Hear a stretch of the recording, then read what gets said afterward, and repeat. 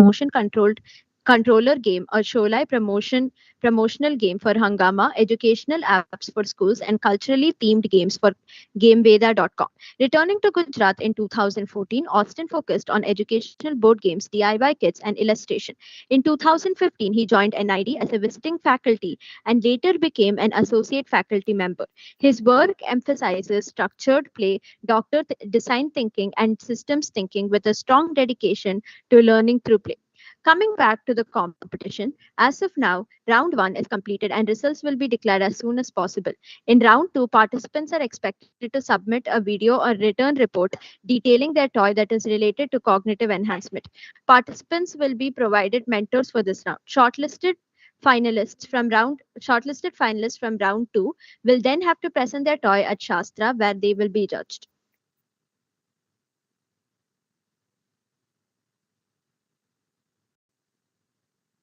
We are honored to have joined by you, Professor Austin. We can start the workshop now. Okay, fine. So yeah, before I just start the presentation, I just want to say thank you to the students who are organizing this event. And I think I'm always glad to see any event that is revolving around the idea of play. And since this one is about toys, so it also is a very interesting area. And play as a concept is very important in everyone's lives, and I'm just glad that even now at least children get to participate in play and there is no one stopping them from doing that. But it's just sad that as we grow, the idea and the experience of play reduces as we grow up. So I really wish, well, it would be my dream that if I'm able to work in an area where, or do something about it where play continues to be part of our lives till the time we leave this planet. So with that, I will start my presentation. I'll just share the screen and you can just let me know if you can see what is there on the screen. Can just someone tell me if it is visible? Yes, sir, it is visible. Okay. So I understand the competition is about toy designing, and from my experience being an educator and also having an opportunity to work in the industry, I have realized that many times people look at toy designing as dominantly designing a product. So that is why whenever I get an opportunity to talk about toy design, I talk about toy design, but I talk more about the concept of play and design. Because if you would have noticed, if you have seen children, so for them, there is no like a fixed understanding of what is a toy. Whatever object that you give them, if that object has that potential of being used in a playful manner, they will play with it.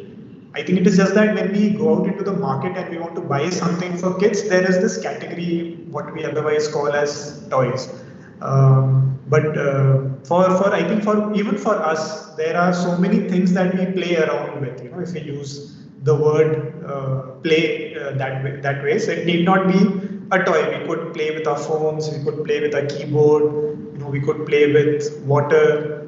So then the question is, what exactly would you say when one has to define a toy? So when you work with the idea of play, it broadens that concept. So my today's presentation will be around not just about talking about a process which you can follow for designing play experiences and designing toys, but also the kind of impact that you can create. Because somewhere, whatever you're designing here, a lot of these products would be for, since the topic of the competition is around cognitive factors, so it could be for that development or for other factors. So you can go beyond just making a toy for the sake of entertainment. So my attempt would be to make you realize that play has potential in those lines. So my name is Austin. Thank you so much for the introduction, whoever was the student who gave that. I'm currently a faculty at Toy and Game Design. So the Toy and Game Design is it is a master's program that is offered in National Institute of Design, and it is housed in the PG campus, which is in Gandhinagar. And how it started off was also very interesting. It was not because there is an industry of toys, but the founding members saw the potential of toys like I just mentioned, apart from just entertainment, it contributed so much to development, to children's development, and how important it was for learning and many other aspects. So with that idea, there was a conversation about how there should be a department in design which focuses specifically on this, in trying to see how the contribution of play can be brought to people's lives. The teaching approach, I'm just briefly talking about our department and our work. So our teaching approach is, of course, design-centric because it's it's a design institute. And all the courses that we have here are based around play. So even though the name is toy and game, but we focus a lot on play. Then all our work is project-based learning, something that you guys are also going to do. You have also taken up a project, you will be making toys. And that is the best way to learn. It's learning by doing and project-based learning.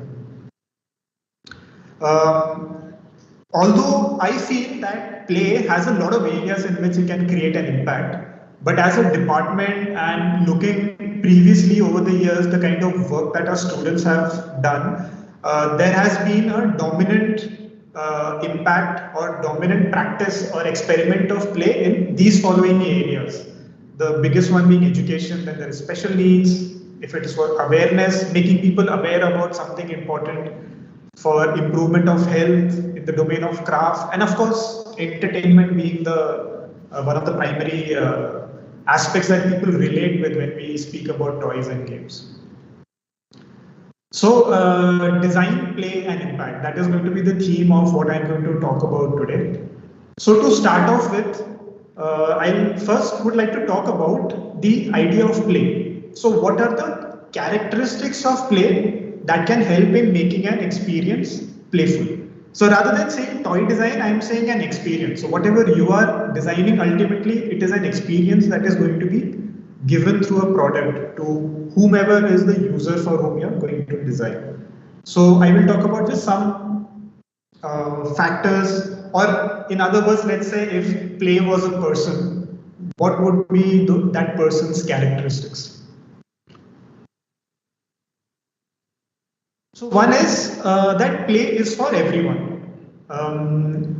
Like I started in the beginning when I mentioned play and I then mentioned children. Again, for many people, the strongest association of play or toys, for that matter of fact, comes with children, and we feel that it is mainly intended for children. It would be really interesting to see if there are people who are trying to design toys for the elderly, for teenagers, for grown-ups, for working professionals.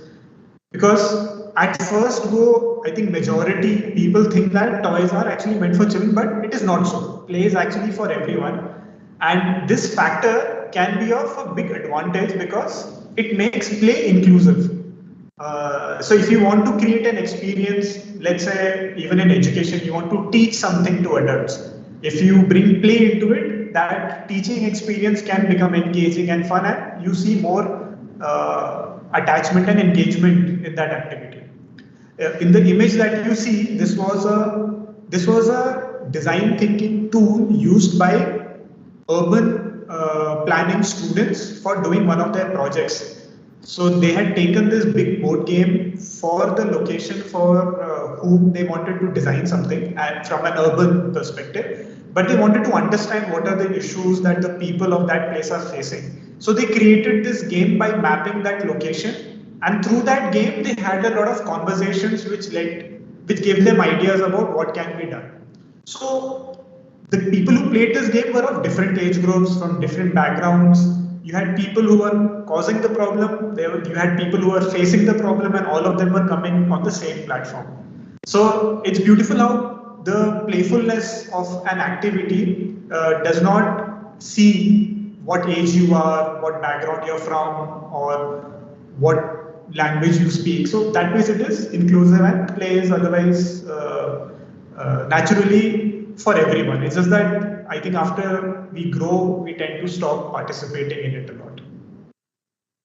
Then play is self-rewarding, which becomes a very helpful factor when you're designing an experience, that usually otherwise when you want to make people participate in an activity or do something, you have to give some sort of an incentive, some sort of an award to encourage people to participate. But as soon as the activity or the experience you're creating becomes playful, that itself is a reward. And you will notice how, for example, I'm sure all of you must have played one game or the other. And in those games, it's not that you're getting some money or a monetary benefit or maybe a physical thing, but for the sake of that competition, for that thrill of winning or being able to strategize or plan or apply what you're thinking, all those things act as gratification. So experiences, if they are made playful, that factor in itself makes it self-rewarding. Then play has a surprise element. If you design something well and it is playful, then it will automatically have that aspect of surprise. Now, by surprise, it is not necessarily that extreme idea of surprise, but how, for example, when you're playing a game or playing with a toy, any successful toy, the reason why they want to play it again and again is because every time they play it, they can get a different experience from what they had experienced it before. So that adds to replayability factor in whatever you are making, whether it is a toy or a game or an experience. And nowadays you'll also notice, I think this should be one factor that all of you can ask yourself in, is that whatever toy you are making, let's say it's designed for a 10-year-old kid. If the 10-year-old kid plays with it like 2 or 3 times or maybe 5 times, would they play with it for the 6th time? That is where the challenge comes in of how playful is your product. And in this context, if you look at the image at the back, so this was a project that one of the students at Toy and Game Design had done, and she wanted to disrupt the DIY market, but make it very affordable and accessible for people who cannot afford the otherwise expensive DIY kits.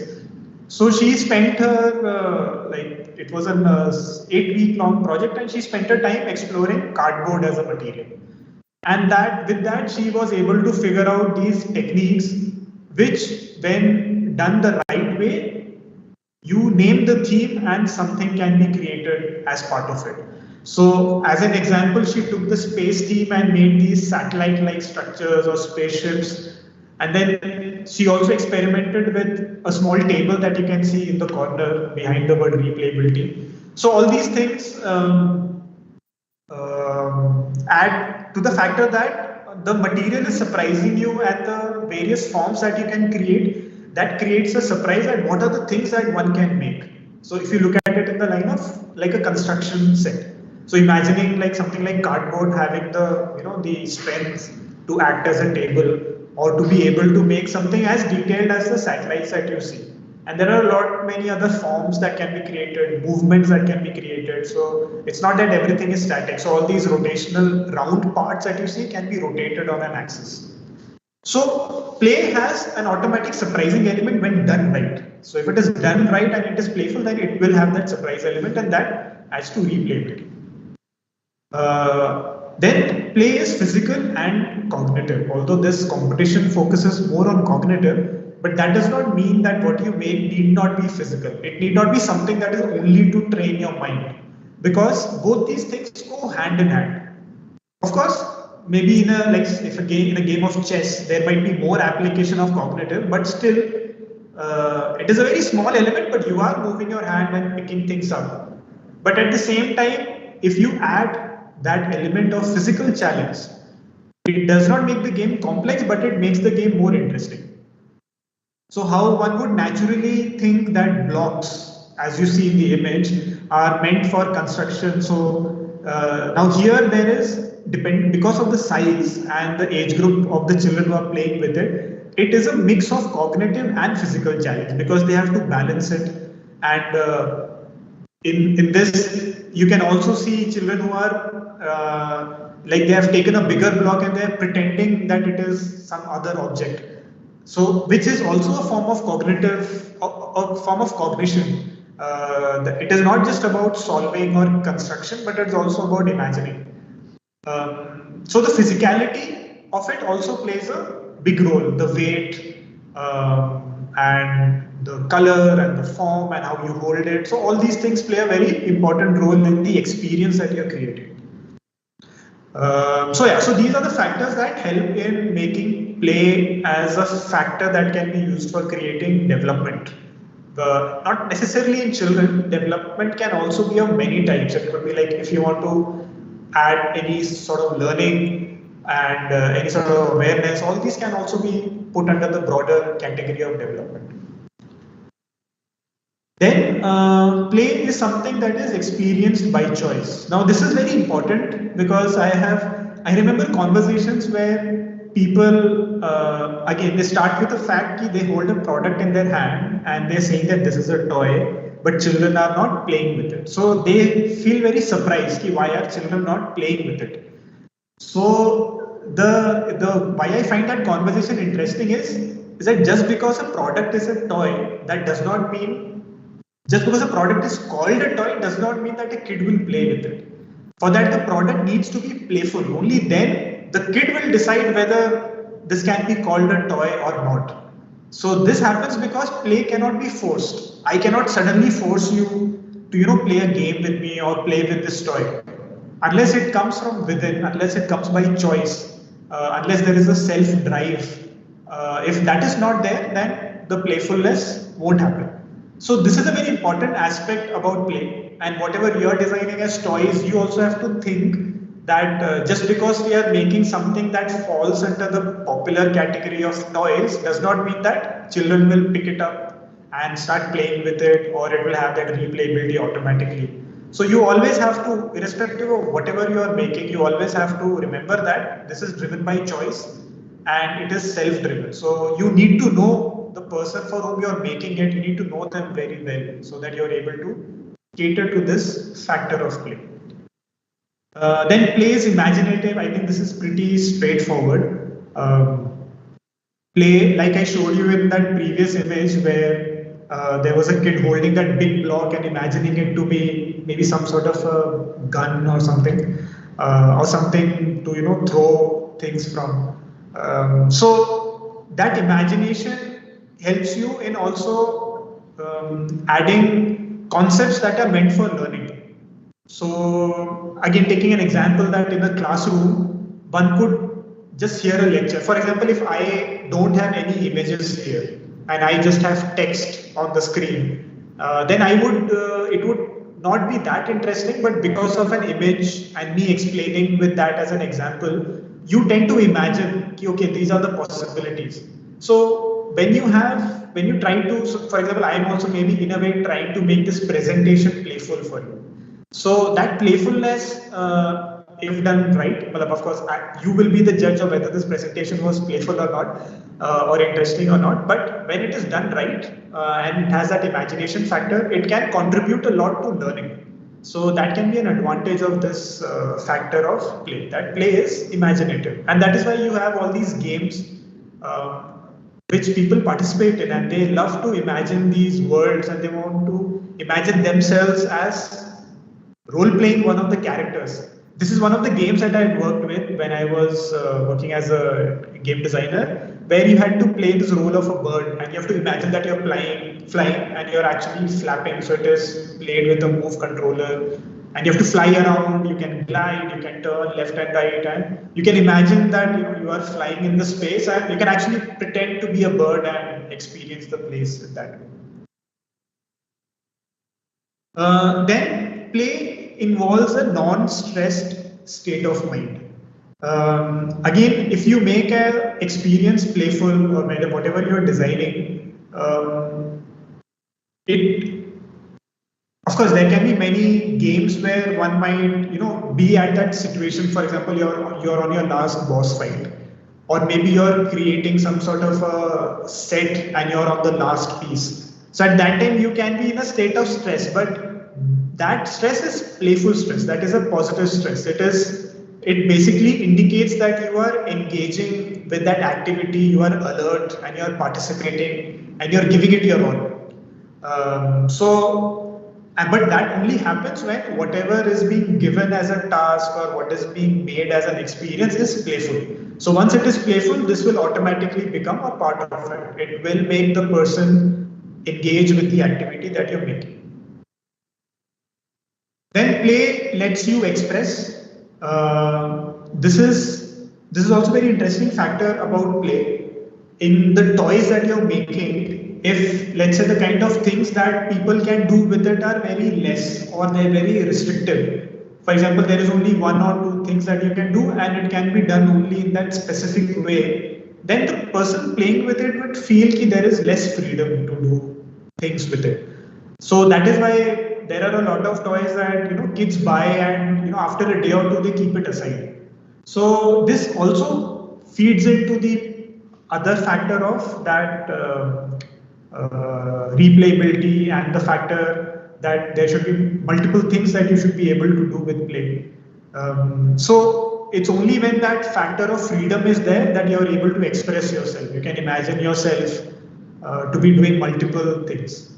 So this line seems more abstract, more maybe philosophical of sorts, but I think the appropriate advantage that you can get by understanding this concept is that the person will feel more freedom to do multiple things. They should not feel more restricted.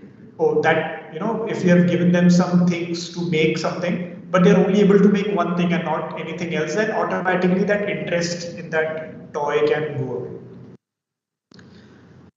Then plays of many types. I think this is something, if you Google, you will find, I think there are 16 or maybe 16 or 17 types of play that have been identified by now, and I'm sure there must be more. And to be honest, I think any kind of activity that you find fun, you can categorize it as play. So basically the point I'm trying to make is that don't feel that there is only 5 or 6 types, that you have to make a physical play or cognitive play or social play, or don't feel restricted by these words.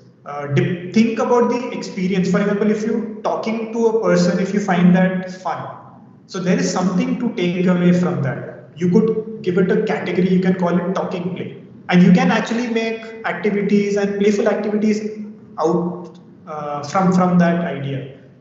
I'm suddenly remembering this product called Talking Tom, where you just whatever you say, it imitates back to you. Like, what kind of play would you add that in?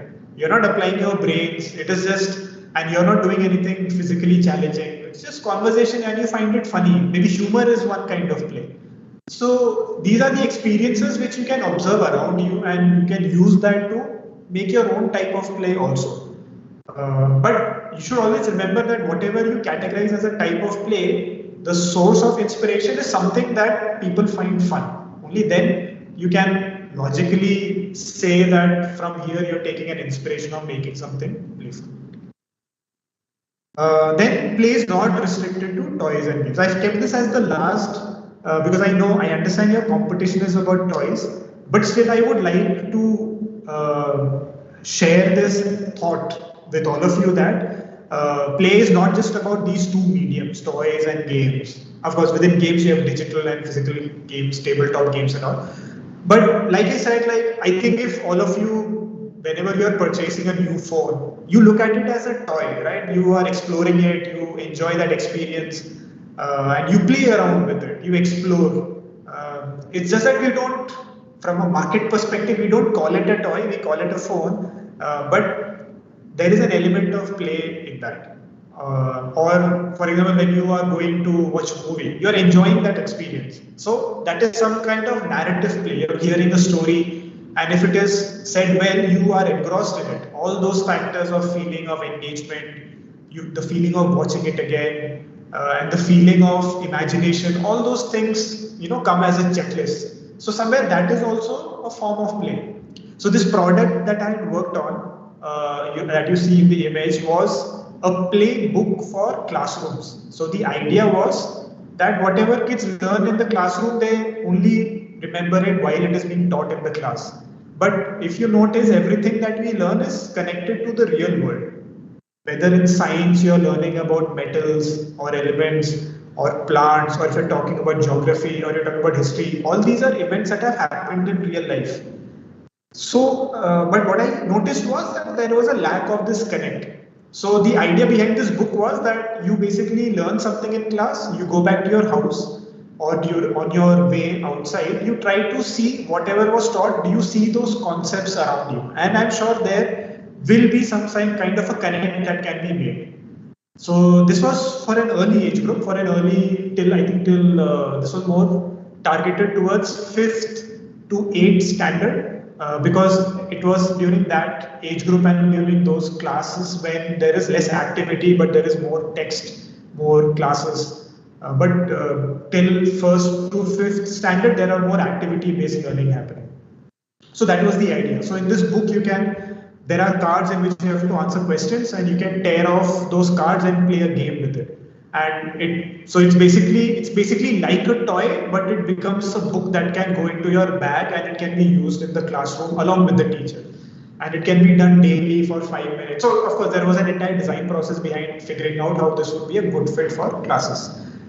So basically saying that play is not just about toys and games. You can bring it to any medium, whether it's a bag or a chair or a car. If you decide you want to make it playful, it can be made playful.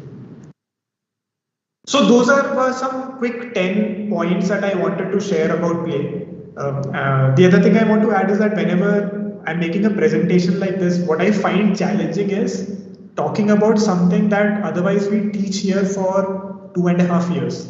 So it becomes difficult to summarize everything, but I still tried my best to bring in the most points that I find would be very helpful for you in the work that you are doing and in your understanding of design and play. So those were some elements of play which I have written it down in forms of statements, trying to make it very simple. And because play is very simple, it's it is wired in our DNA. It is not like a very high fun scientific concept that one has to learn. You are born with it. You don't have to learn how to play. You are born with play.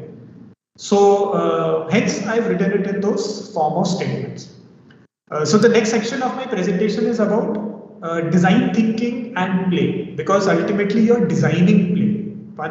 Till now we were talking about what are the aspects of play, but when we are designing play, how do you bring these two ideas of design thinking, which is the design process, and the elements of play?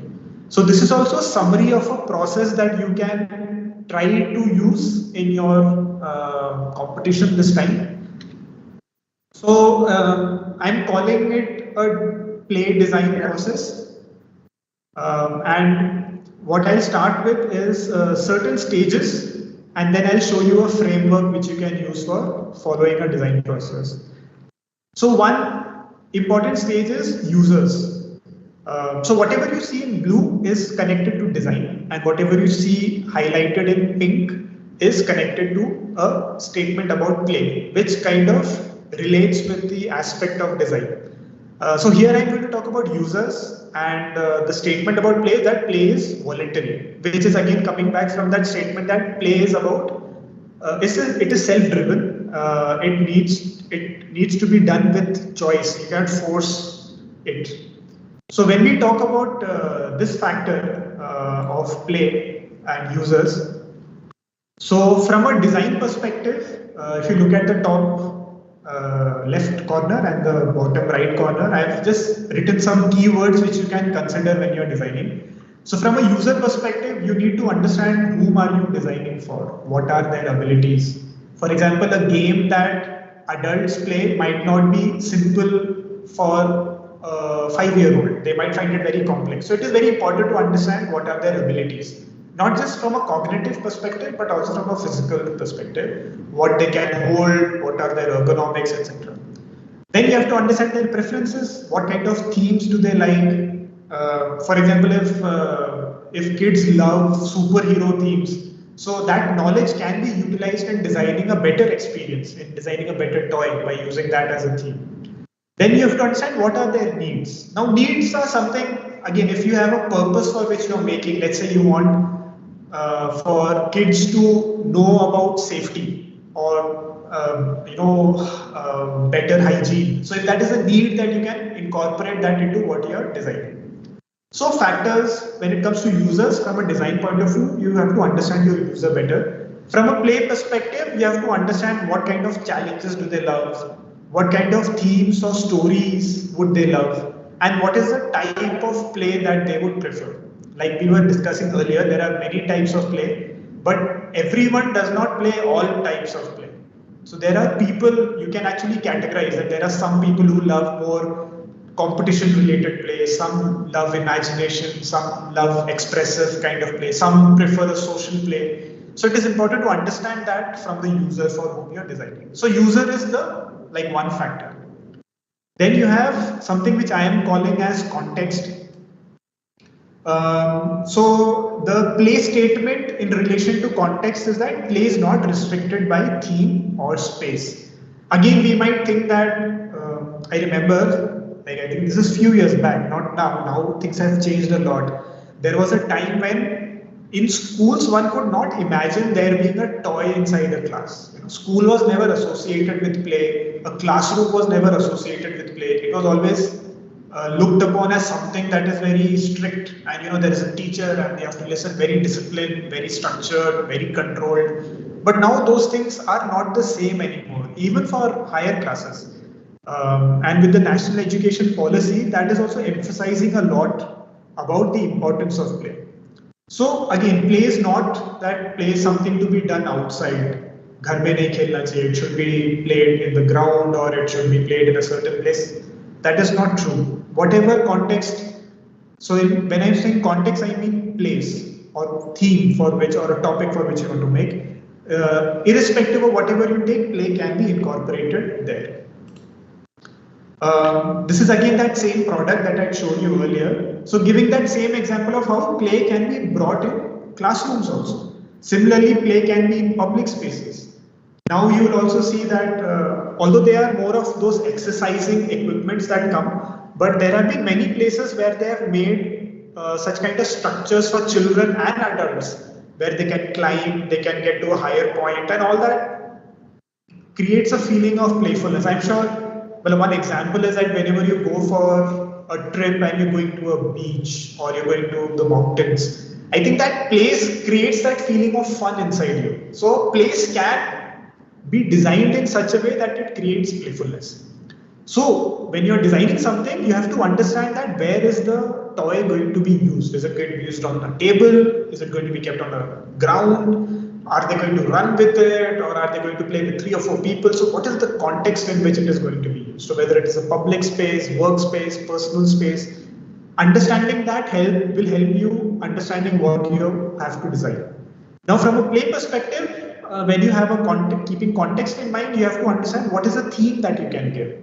What are the kind of actions? So if it's something to be played on the table, you cannot throw things around. But if at all you want to do some throwing or shooting, then an example would be like carom board. Now in caroms, you are actually throwing, but you are doing it in a very controlled manner.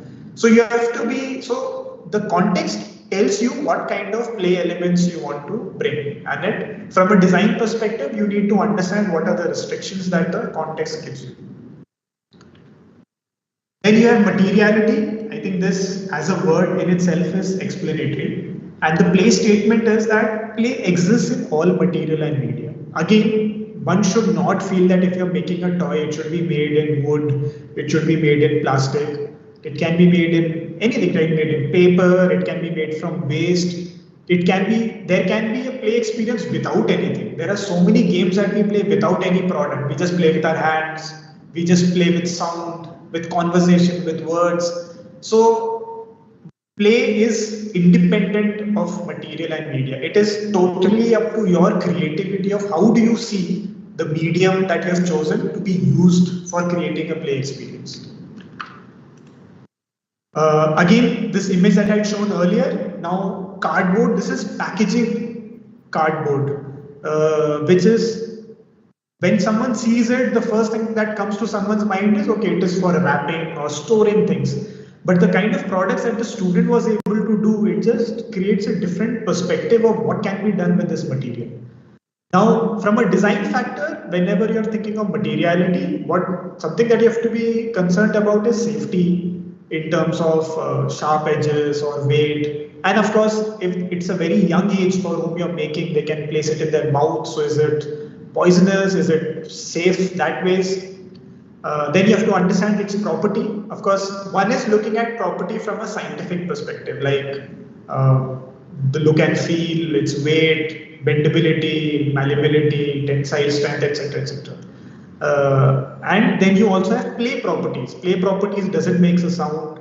Of course, that is also a scientific property, but maybe reflection. But do you see it from a play perspective? Can that be used? Or when you throw light on it, does it create something? Or when you touch it, does it give you some different feel? So looking at the material from a scientific and a play perspective helps to understand how you can use that material.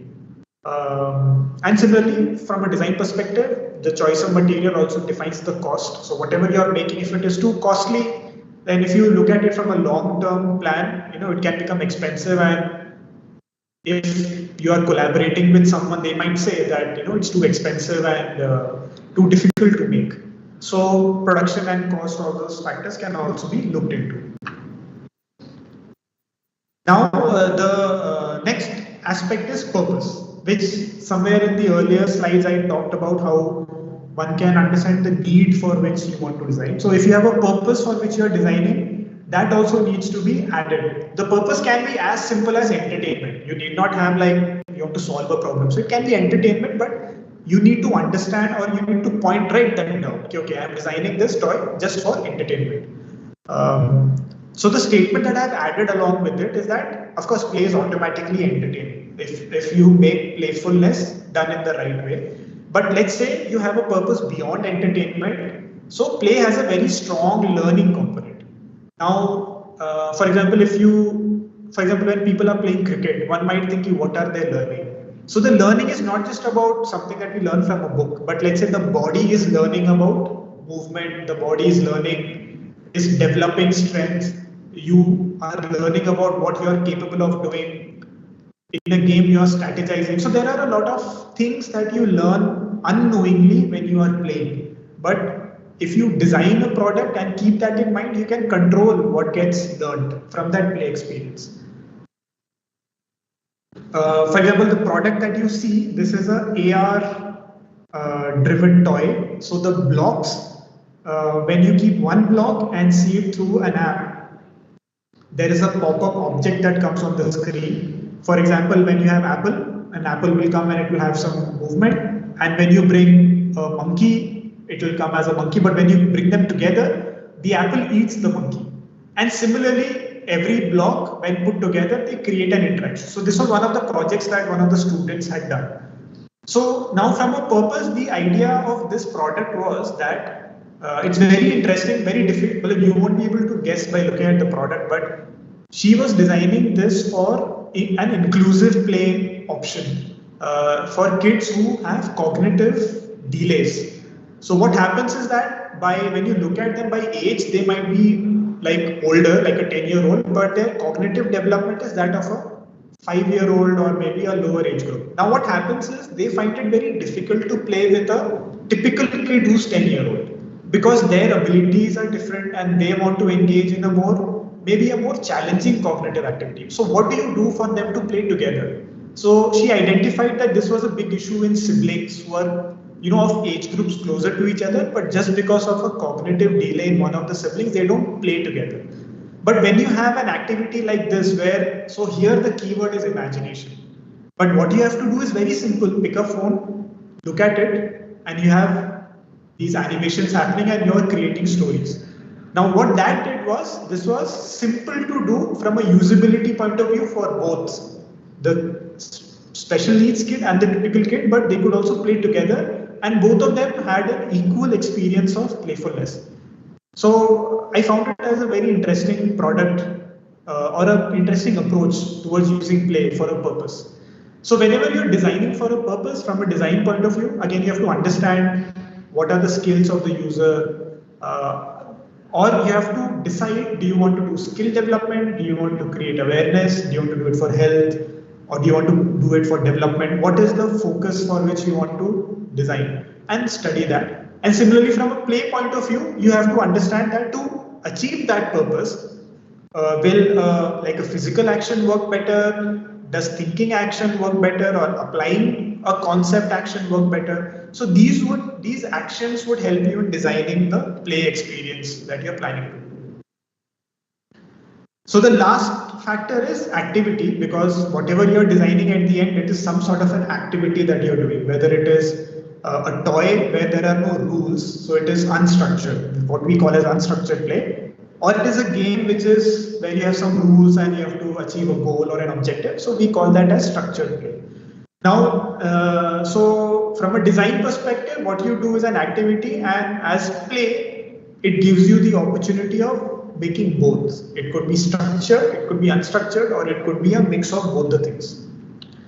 So whenever you are making an activity, from a design point of view, you have to look at what are the constraints that you have. So for example, if you have to teach a concept, so you are constrained by the content. You have to bring this into your product. Or there is some sort of a physical action you want the child to do for their health development or something. So that becomes a constraint.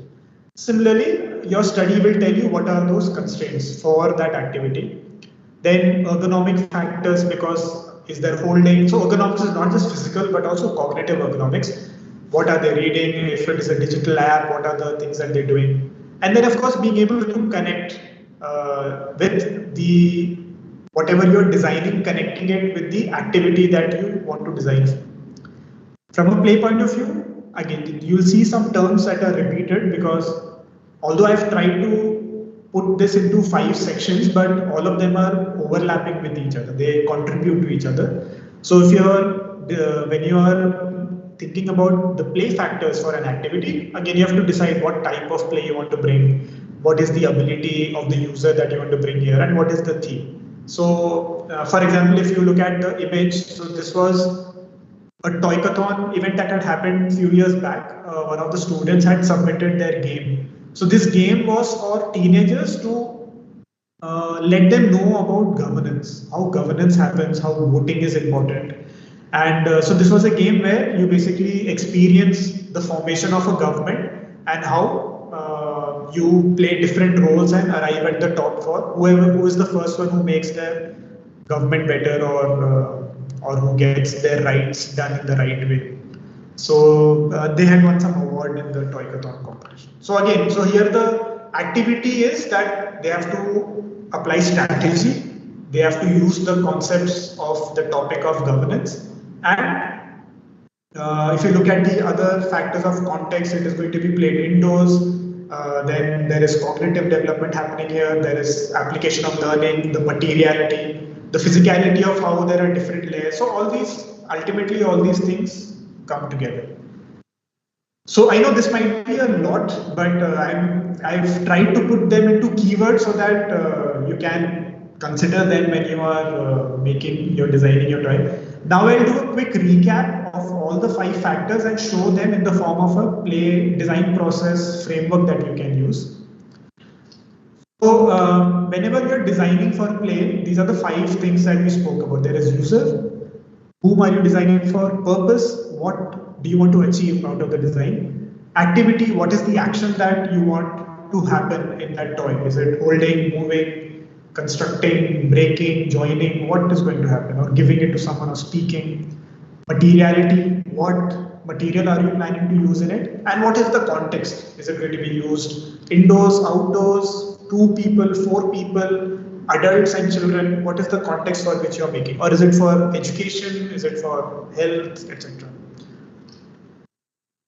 Now, initially, when you are designing for any brief that you have taken, any project brief, you have to look at all these factors parallelly. So you study your user, you study the purpose, context, materiality, activity, you do your secondary study, you do your primary study. Primary study is basically you talk to people, you talk to experts to get their opinion about all these aspects.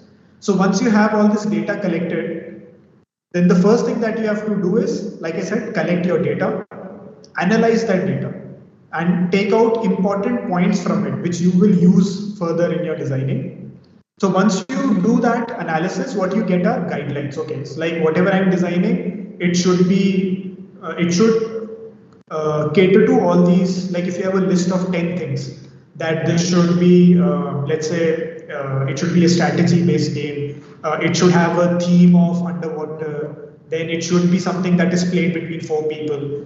It needs to inform them about some information. So these are the things that you write, or the age group for which whom you're designing, they like these kind of visuals or this kind of games, and the expert might have said that this kind of mechanic works better. So yeah, so all this information you collect and you analyze and you come up with some guidelines.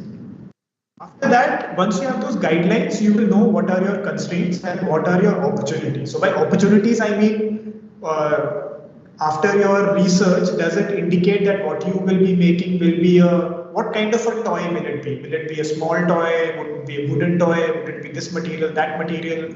Or would it be like a set of components that will come together? So what is it going to be? So based on the constraints and opportunities, you will formulate multiple ideas. And once you have an idea in mind or a couple of ideas, you have to prototype and test. And this is very crucial. Now, what happens is that I know it might be difficult for you to make a toy and then find kids and try and play with them. But it is very important because that will give you an immediate feedback of what is working and what is not working. So once you do a couple of rounds of making a prototype and testing, you will get your final output. So this is like an overall image of a framework of a design process that you can follow. But I'm sure anyone who has had a design thinking class, I think this wouldn't be new to you. But for those who haven't, this is something that you can refer to. Now I'll just quickly end with the idea of impact that I started with, showing some examples of, don't think of toys as something that is trivial or play something that is trivial. It's just for entertainment and for people to play when they are having a party or when kids are just wasting time. So I'll give you some examples. So this was a project. I also want to emphasize on collaboration. Don't think that whatever you're making, let's say you want to bring it out into the world for people. So you have to learn how to collaborate with people who are going to make it. You have to collaborate with users for which you have to do your testing. And of course, you are yourself playing the role of a designer or the one who's ideating or conceptualizing. This was a project for a mental health institute in Ahmedabad. They said they wanted to make a inclusive playground. Now, they could not use your regular playground equipment because these were kids with special needs. And those kind of equipments become very dangerous for them because they can fall off, they can hit themselves, and they have to be very careful with the kind of things that are being made, material that is being used. And the kids who are there, some of them are very hyperactive, some of them are very sensitive, some of them cannot handle complex activities. So keeping all those things in mind, we had done a project with, on the left hand side, you'll see on the top corner that the makers were Arihant Play, the users were the kids of BM Institute, and the designers were the students.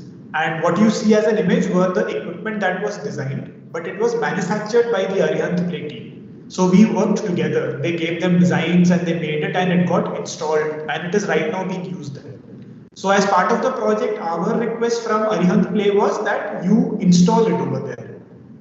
Make one set and give it to them for free. And what Arihant Play got out of it was a new set of playground equipment, which they can call as inclusive playground equipment. So it's a win-win situation for everyone. Similarly, another project which I was part of was where, so the context is that in many countries there are children who are suffering from malnourishment because of lack of money and resources. So what many organizations do is that they send food, but organizations also realize that food is not enough for their development, but play is something that can contribute to it. So what was decided was that the boxes in which the food goes to multiple countries, can those boxes turn into toys, which can be used for their development along with the food that the kids were getting. So this was the project that was done. The client with whom we worked were UNICEF. This was UNICEF Global, UNICEF New York. The users were, we had representatives from various countries having a conversation with the students of our department. And in that process, on the left-hand side, it started with a lot of prototyping, studying, understanding development as per age group. All that research, all that process was followed, prototyping, testing. And then the final products were sent to Copenhagen and and selected products. So I think the students were able to design close to 50 products, and these are again from cardboard. And the objective was not to make something, award winning or innovative, but it was to make something that is going to cater to their development along with the food that they were getting. So it was a very successful project, and right now UNICEF is in the process of testing it out in various countries. So these countries were Bangladesh, many places in Africa, in Pakistan, and Ethiopia, and places where there are places where UNICEF is catering to such kinds of needs. And this last example that I want to give is a project that me and my boss, my discipline lead Shekhar, we are doing, where we are trying to see how play can be introduced into Anganwadis. Because that is a place where kids are learning and preparing themselves to go to schools. But if you make it very, again, very structured, so kids don't learn very well over there. And that is also an age group where they are learning, they're also developing themselves, they also need to look after health. And Anganwadis, as a rule, also have to cater to all these things. It is not just about studies, but also health and development. So we had an opportunity to work with Aga Khan Foundation. What we did at the bottom that you see, the two images, this is where we had a workshop. We had gone to Bihar. We had a workshop with the trainers, people who train the teachers who work in Anganwadis. And we did an experience workshop with them where they made certain toys themselves, meant for teaching concepts, meant for getting them to do the regular movement, physical movement and activities. Then they took those toys back to the Anganwadis, tested it, came back, and then they gave a presentation of what worked and did not work. And on the top, again from a collaboration point of view, never design something in isolation. Always take it to the user for whom you're making. So this is us talking to the teachers, talking to the parents and the kids. Now sometimes we never involve kids in our process. We have to ask them, what is it that you want to play with? Of course, it is not easy asking a kid because their answers are difficult to interpret. So with kids, when you're doing research, it is important that you take toys to them and you observe how do they play, what do they like, and based on that, you can design the things that you want. And yeah, so that is the end of my slide. Thank you for being a patient audience. And yeah, if there are any questions, I would like to answer them.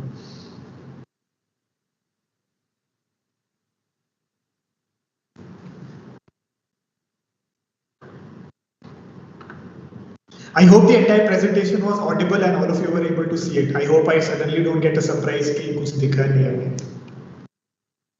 Yes, sir, it was audible, sir. Okay, fine, yeah. Yeah, so if anyone wants to ask or generally share something, anything about this presentation or about anything else, or generally about design or anything.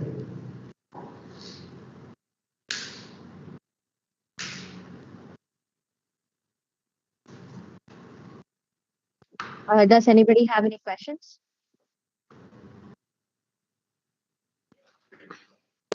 Hi, sir. Good evening. Good evening. Sir, my name is Dr. Ram Mupudi. I am an assistant professor.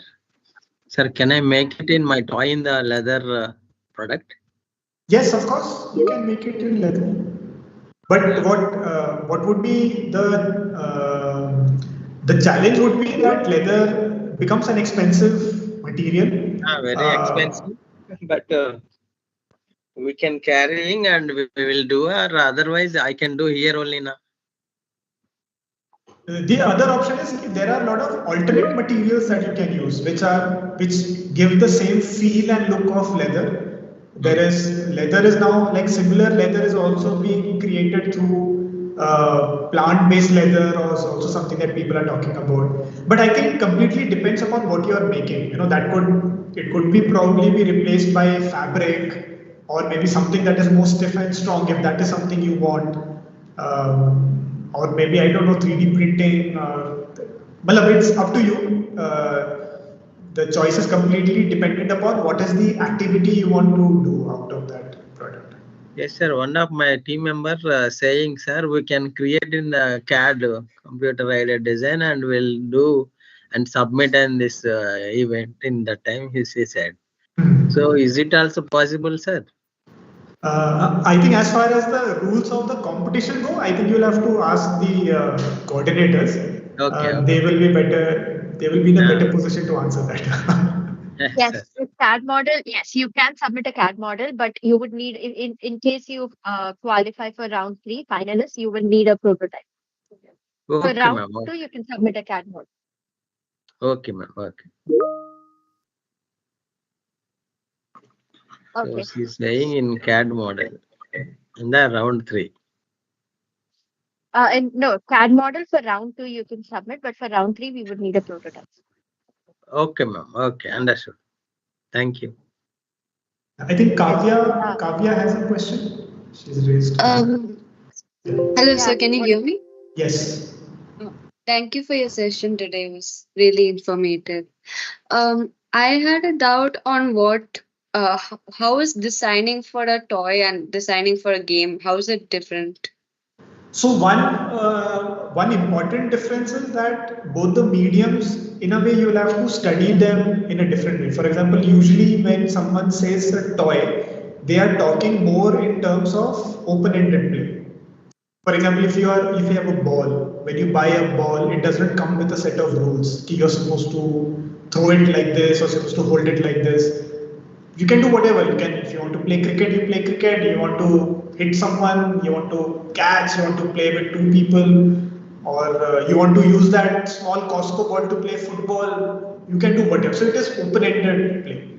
But when it comes to games, there is a goal, there are rules, there are constraints.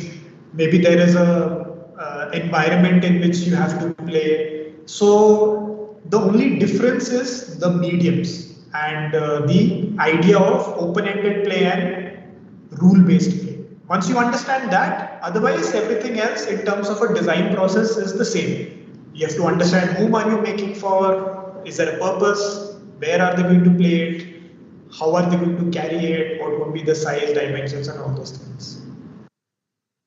Yeah, thank you, sir. I have one more question. Yeah. So are there any like technology like any websites or anything which you could which you find useful in toy designing, which you would like to share? I think more than a website, I think you should look at, now since things are online, if you just look at what are the toys that are being sold in the market. And nowadays people also make videos about how the toy is, well, what it does. And what we otherwise in design call something like a market study. That would be much more, I think that would give you much more knowledge about what is there and what are the different examples, what are people buying and why are they liking it. But if you want to learn something specifically, like from a more academic point of view, then try to look for this International Journal of Play. So that speaks a lot about the concept of play, but not necessarily toys. So I don't have a website, but I feel if you study the current toys and what kind of play they are creating, how they were made, which will be more like a self-study, I think that seems to be, that I feel would be of more help. But if you're interested in play, the idea of play, then there are a lot of research papers. People who have tried to, there are a lot of play scholars. You could start with Dr. Stuart Brown. He is as a start, but there are a lot of people who have spoken about play. If you just do a YouTube search of play scholars, talks on play, there are a lot of interesting TED talks on play. Okay, thank you, sir. Hello, sir. Hello, yeah. Yeah. So my name is Shrupak. I am a STEM educator. Okay. While I'm actually designing games and toys for the students, I have many times faced with the situation when I'm making the toy, is there any thumb rule or maybe from your experience, what should be the percentage of education versus the game which they are involved, so that they get too much into education versus too much into game, so that the game doesn't make the education more like, what is the balance between the two? Like, how will you define that as per your experience? I get your point. Now here, so this is something when I am teaching about elements of play here, I speak about this idea of degree of playfulness. So I tell them that there are certain products that are purely for entertainment, just for fun. So the degree of playfulness is very high. It is only catering to that aspect. But as soon as you're trying to bring a purpose, like in your case, you want to bring a learning angle, you want to teach about science, technology, math. So there, obviously, the degree of playfulness might be slightly less. But to answer your question about what should be the right percentage, I wish, in my experience, I don't know if there is a right percentage, but what we always strive for when we are designing is to make it as playful as possible. Okay. But to be honest, I don't have an answer of if whether it should be 60-40 or 40-60 the other way around. I think if you can make it as playful as any digital game or maybe a physical game, then I think that should be the objective, and trying to arrive at whatever possible. But at the same time, even for a product that is only for entertainment, there also it is very difficult to estimate whether this product is playful. So the best way, I think the only best way to do it is testing. You take it to the kids. If they are playing with it again and again, then it is working. Okay. Okay. Thank you, sir. Thank you so much. Hello, sir. Can you hear me? Yeah. So about testing, I wanted to ask, what methods have you guys used in your college to gain information from, let's say, children under 5 years old when you're designing a certain toy or a product for them? Because you can't like interview them. There's not that many ways to approach it, right? So we use something, I don't know whether that is the technical word, we call them as probes or research probes. So for a very young age group, they will never give you direct answers. They will say, ye bhi acha hai, that is also good, this is also nice. Or they might just say they don't like anything or whatever. So it's very difficult to just get answers by a verbal communication. So what we do is maybe the kind of play experience you're creating. Let's say it's about something to do with drawing. Let's take for an example. So what we do is we do an activity with kids. We bring them in one place, if it is a lot of kids, or if it is one kid, whatever it is, and we give them certain sheets to draw, or we give them some activities, we connect the image, or we give them some colors and maybe a different kind of a brush, and we tell them try to make something. And based on what they do, we try to observe and take some observation, and we do some analysis based on the actions that they did. And we try, there of course we have to gauge, are they finding that interesting? Because what happens is that when we give them freedom, they will automatically do what they like. Unlike us adults, we become very conscious. Like suddenly in front of 10 people, you ask me, okay, sketch. Then I'll be thinking, oh, if I sketch bad, people will think, he's a NIT faculty and he cannot sketch. But with kids, that is not the case. With kids, you give them a paper, they will be like, they won't bother about what society thinks of it. They will express. So the best way to get information from kids is to do an activity with them, play with them basically. The other thing that can be done is, what we also do is that if it is about a specific aspect of an age group, let's say cognitive development, since cognitive is the topic, we, as part of a process, we meet experts who study children, and then they give their expert advice about cognitive development, what should be done at what stage, what do we need to take care of if we are designing something for kids from a safety perspective, etc.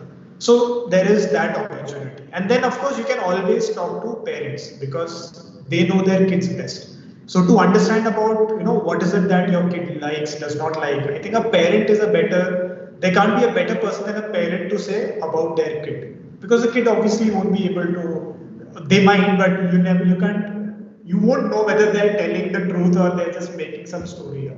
So these are some formats that we apply whenever we are designing something for an audience so young who really can't communicate back and tell you what you want. A questionnaire won't work. Got it, sir. Thank you.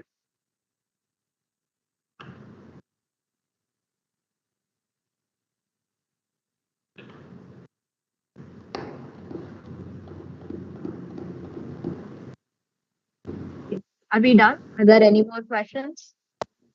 Yeah. Hello, can you hear me, sir? Yes, yes, I can hear you. Yeah. So, like, my question was, I mean, it's like many of the toys and games that that we see, like they're very like generalized, and so many of them kind of like copy each other. Like, if you look at like construction toys, so like Lego, and there are so many other things that are similar to it. True.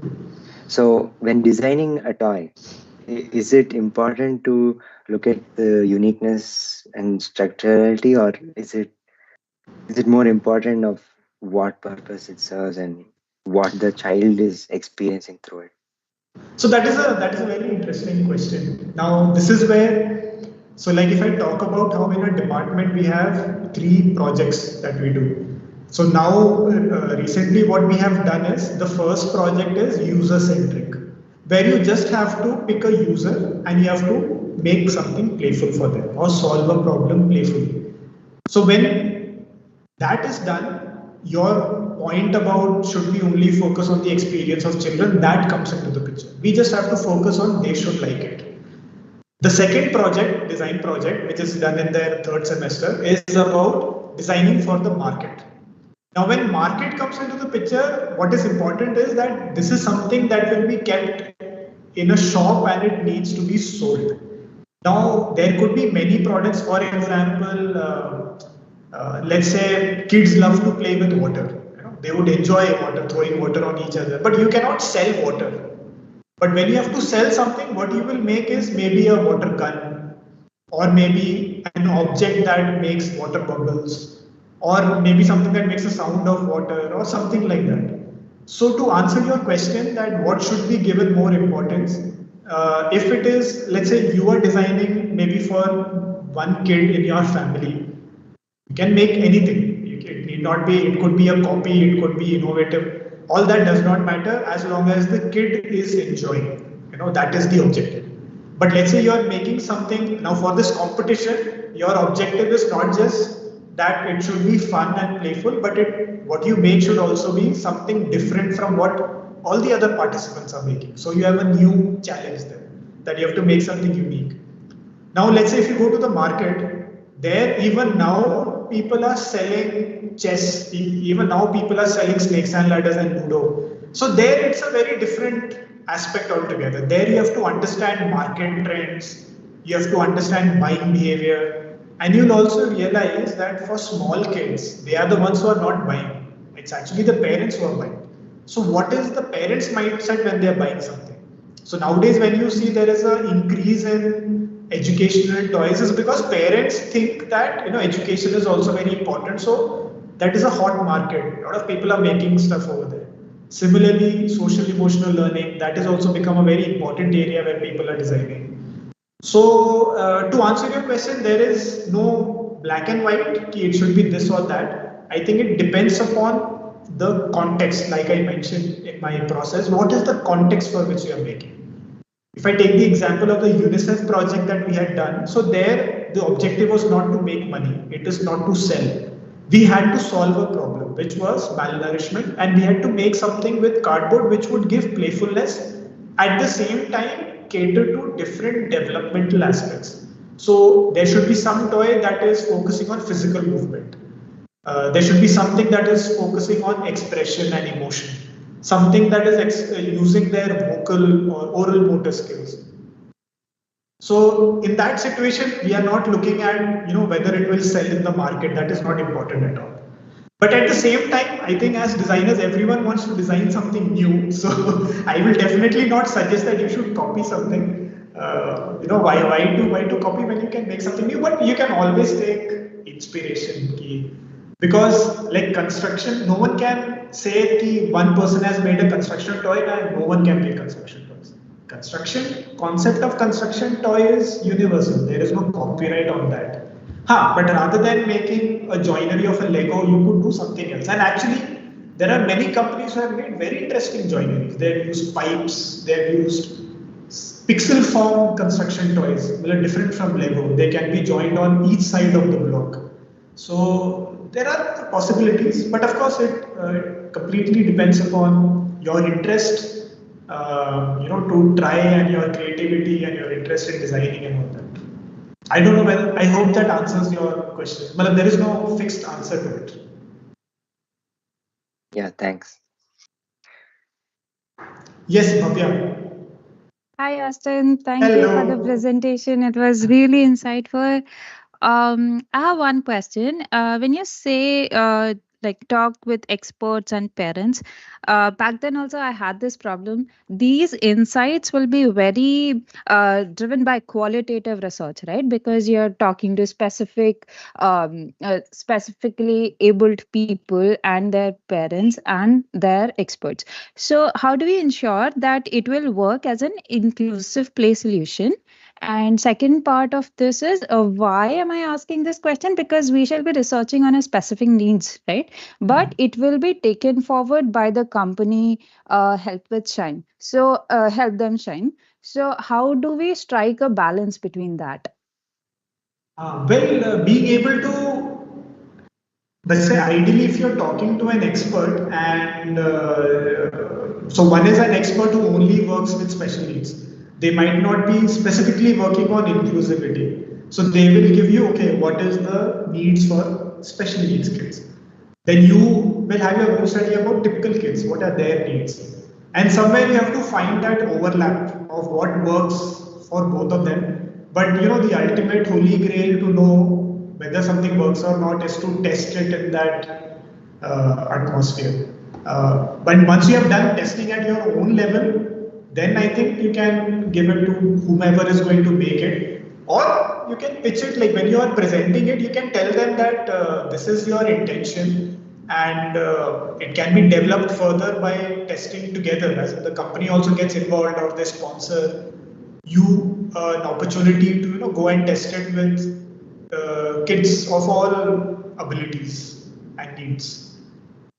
I guess that's how one can go forward, unless you find an expert who's working in the domain of inclusivity. So, in fact, that is also, like, if there is any designer or any studio or any company that is making inclusive centric products, they are also they could give good insights because they would be looking at all aspects. In fact, if someone is working on universal design, they would also be able to give some interesting feedback. But again, since when you are working with kids, it becomes a very niche area, so you might have to find someone who's working in that domain. But usually there's an interesting rule. I remember some of the experts who are working with special needs, that what they say is, if it works for them, it will work for everyone. So you design for the minority, and it will definitely, if it is playful for them, then probably it will be playful. Of course, with people of the similar abilities and interests, it would work for them.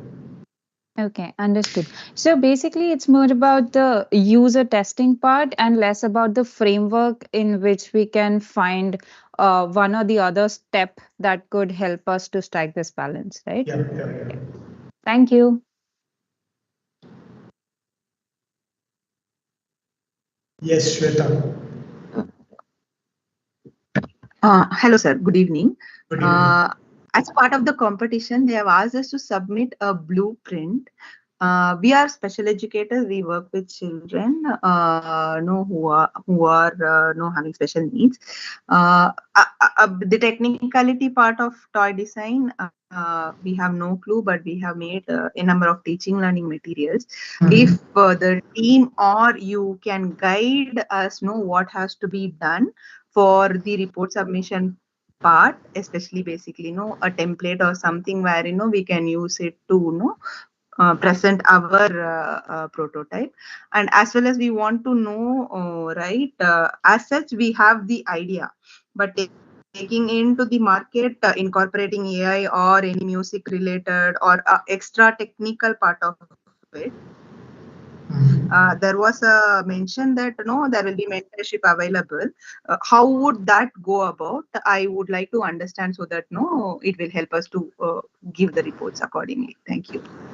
Regarding support from the competition, I think they will respond to that. But otherwise, before they respond, I just want to add that of course, this is a competition, and because I think as an institute, IIT would be able to provide you that mentorship. But otherwise, let's say you want to design something that is in the domain of some connections in technology, or even for manufacturing point of view. This is where my this thought on collaboration, which I had ended my presentation on, was because there are a lot of people who have many interesting ideas, but not that you cannot make it on your own. I'm sure you would have the ability to learn and make things and understand how it is done.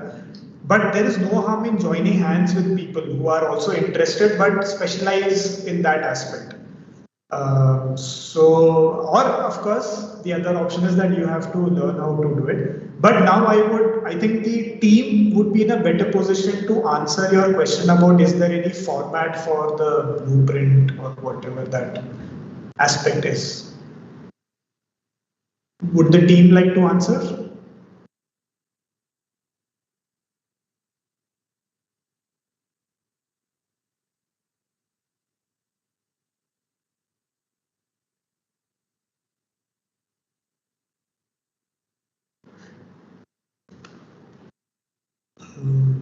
Hello, is there anyone from Shaastra ReWire? Yes. Yeah. Okay. So I hope everyone enjoyed the session. Thank you, Professor Austin, for the insightful and illuminating sessions. We have definitely gained valuable knowledge from this workshop. I'm so sorry. I think Shweta had one question. Okay, we will try to wrap up soon. Okay. We should take 2 more questions. Let's all questions.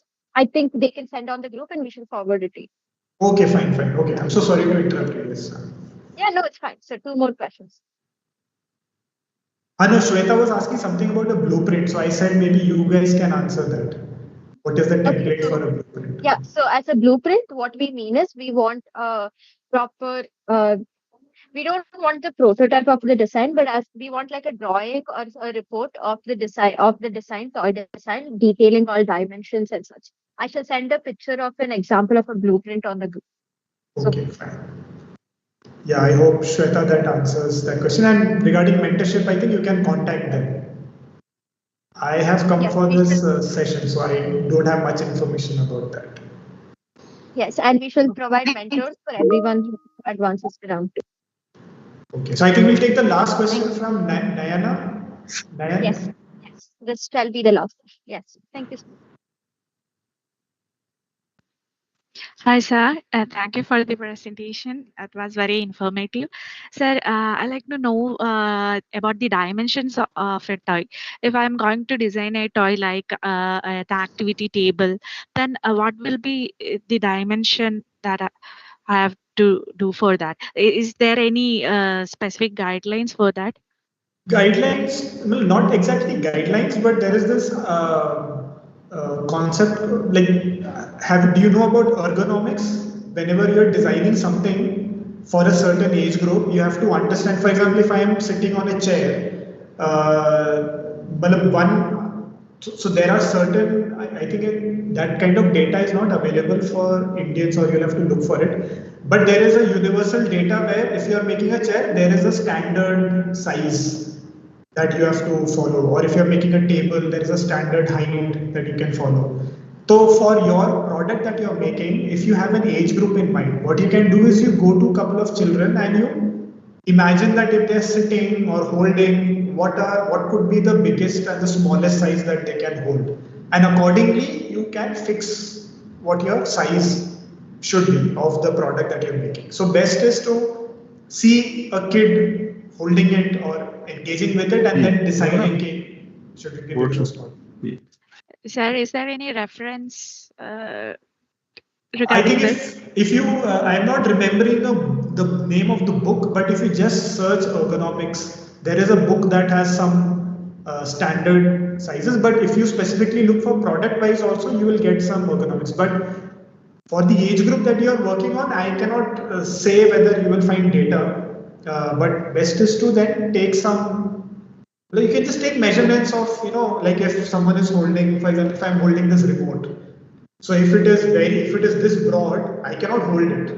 So mostly it is, it will take some time, but it's basically common sense oriented that, but intuitively you can start, but wherever you feel that, it's becoming big, you have to reduce the size. But there is no fixed SAK, it should only be this size. It can be in a range, but you'll have to understand it should not go beyond an extreme. It should not become difficult to hold or difficult to control. Thank you, sir. Okay, we shall wrap up the session. Anyone else who has questions can put on the Cognify group, and we shall contact Professor Austin regarding this. So thank you, Professor Austin, for this insightful session. We hope all participants have gained valuable knowledge from this workshop.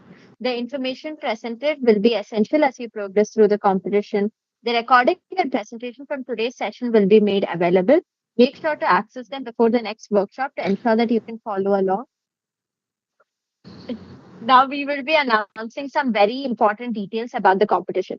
Our flagship competition, Cognify, invites participants from across India to develop toy concepts that promote cognitive development and inclusivity for neurodivergent children. By joining this competition, you'll have the opportunity to compete.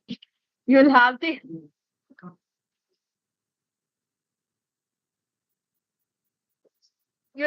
opportunity to compete for a share of 1 lakh and get your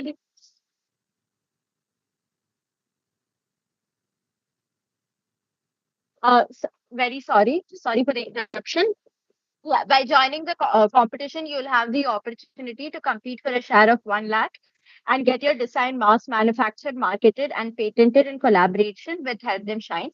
Additionally, you'll gain the chance to obtain an internship under Help Them Shine, our title partner. You can also upskill yourself and gain knowledge through these workshops, which will help you present your designs at IIT to industry experts from NIMHANS, ICAM, Help Them Shine, and NID. The competition consists of 3 rounds, 2 online and 1 offline.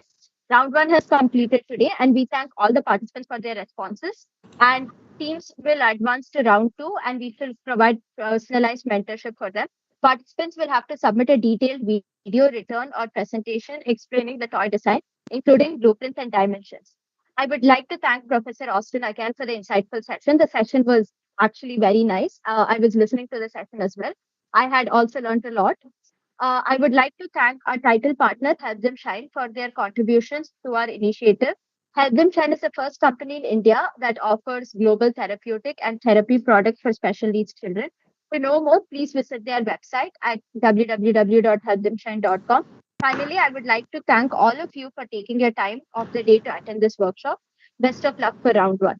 And if you have any interest, if you have any questions or are interested in collaborating, please feel free to contact us at ReWire@Shaastra.org.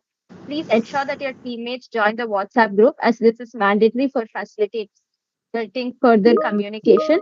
Also, make sure to spread the word about this competition to others who may be interested.